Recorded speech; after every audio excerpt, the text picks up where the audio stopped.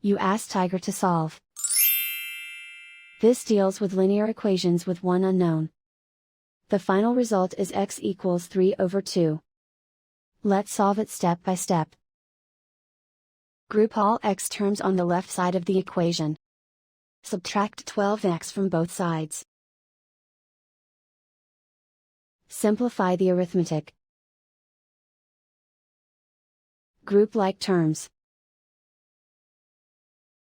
Simplify the arithmetic. Isolate the x. Divide both sides by 2. Simplify the fraction. And so the final result is x equals 3/2.